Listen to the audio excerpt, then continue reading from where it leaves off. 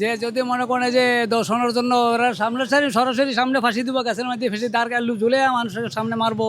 আর মনে করেন যে যারা দেশ সুন্দর মতো চালাইবো তারা মনে করেন দুর্নীতি এগুলো সব দমন করবো। আপনারা ভোটে কিরকম সরকার দেখতে চাচ্ছেন?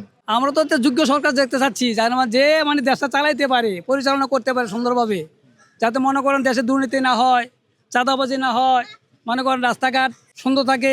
এইটা তো আমরা চাচ্ছি, আমরা এই ধরনের সরকার তো চাচ্ছি, বুঝেন না? যারা দুর্নীতি করে, হ্যাঁ, চাঁদাবাজি করে, তাদের শাস্তি কি হইলে তারা আর পরবর্তীতে এগুলো করবে না, সাহস পাবে না? তাদের সাহস হইলো তাদেরকে মনে করেন ধৈরা সামনাসামনি সবার সামনে ঝুলাইয়া গাছের মধ্যে মারবো, তাহলে জনগণ বুঝবো যে খুশি হবো যে না এটা হইলো আমরা বিচার পাইছি। হ্যাঁ, আর মনে গেলে জেলের মধ্যে ঢুকাইবো, কয়দিন পরে আবার ওই যে জামিনে বার করবো, আইসা আবার আরেকজনে মারবো। এইটা তো নিয়ম না, ওইটা হইলে আমরা ঠিক আছি, বুঝেন না?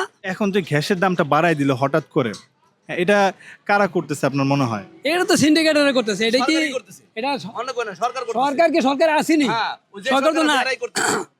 এটা মনে করেন যারা সিন্ডিকেটরে এটা করতেছে কইরা মানে এখন তো সরকার নাই, সরকার আইলে তার উপর বোঝা দেবে কি কন যে এটা ভাড়া কমাটা বোঝা যাবে না। আপনাদের এখন কি সমস্যা হচ্ছে আর কি? আপনারা যেখানে আছেন, আপনাদের কি এই এরিয়ার নাকি টঙ্গী? আমরা গাজীপুর, এখানে কি সমস্যাটা, কোনটার উন্নয়নটা আগে করা উচিত আর কি? এখানে তো আমরা দেখি রাস্তাঘাট আর এই যে ব্রিজের জন্য, আমাদের এই ব্রিজের জন্য নিচে দিয়ে যে একটা ব্রিজ, এটার জন্য মানুষ খুব কষ্ট পাইতেছে।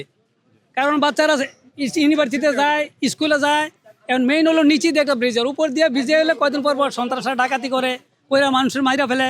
অতএব নিচে দিয়া ব্রিজ হইলে মানুষের একটা উপকার। এটার জন্য আমাদের একটা সবচেয়ে গুরুত্বপূর্ণ, বাজারের জন্য ভালো, সবার জন্য ভালো। এটা হলো এটা আমাদের, হ্যাঁ, এটা হলো আমাদের, এটা তো কোনো ক্ষতি হয় না। এটা উপর দিয়ে নিচে দিয়ে একটা ব্রিজের প্রয়োজন, আমাদের এটা গুরুত্বপূর্ণ দরকার। এটা সরকারের কাছে আপনারা আমাদের আবেদন রইল।